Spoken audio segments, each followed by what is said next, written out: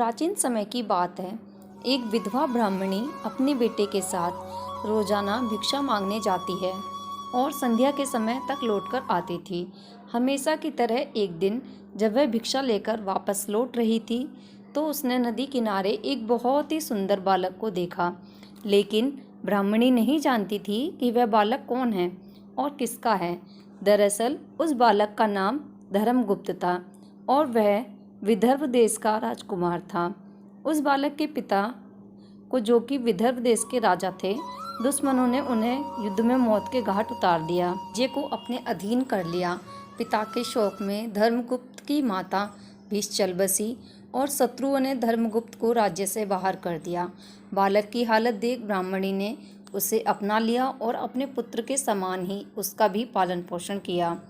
कुछ दिनों बाद ब्राह्मणी अपने दोनों बालकों को लेकर देवयोग से देव मंदिर गई, जहां उसकी भेंट ऋषि सांडिल्य से हुई। ऋषि सांडिल्य एक विख्यात ऋषि थे जिनकी बुद्धि और विवेक की हर जगह चर्चा थी। ऋषि ने ब्राह्मणी को उस बालक के अतीत यानी कि उनके माता पिता के बारे में, मौत के बारे में बताया, जिसे सुन ब्राह्मणी बहुत उदास हुई।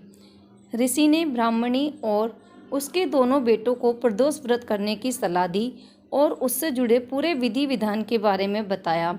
ऋषि ने बताए गए नियम के अनुसार ब्राह्मणी और बालकों ने व्रत संपन्न किया, लेकिन उन्हें यह नहीं पता था कि इस व्रत का क्या फल मिलता है। कुछ दिनों बाद दोनों बालक वन विहार कर रहे थे, तभी वहां कुछ गंधर्व कन्याएं नजर आई जो कि बेहद सुंदर थी। राजकुमार धर्मगुप्त अंशुमति नाम की एक गंधर्व कन्या की ओर आकर्षित हो गए। कुछ समय पश्चात राजकुमार और अंशुमति दोनों एक दूसरे को पसंद करने लगे और कन्या ने राजकुमार को विवाह हेतु अपने पिता गंधर्व राज से मिलने के लिए बुलाया। कन्या के पिता को जब यह पता चला कि वह बालक विदर्भ देश का राजकुमार है तो उसने भगवान शिव की आज्ञा से दोनों का विवाह कराया।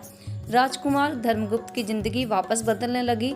उसने बहुत संघर्ष किया और दोबारा अपनी गंधर्व सेना को तैयार किया। राजकुमार ने विदर्भ देश पर वापस अपना आधिपत्य प्राप्त कर लिया।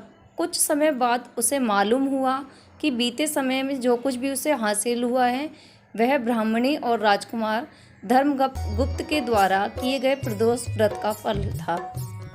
ओम नमः शिवाय।